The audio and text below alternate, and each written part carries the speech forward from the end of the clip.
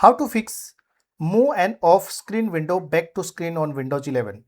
So let's start the video. Select your file and press shift button from the keyboard, and after that guys, click here, right click on this file and click here move option. Okay, now press up down right left button from your keyboard.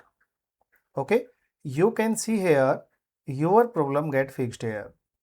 So you can move and up down your window. Now you can maximize this window. Okay, so guys, I hope your problem is fixed here.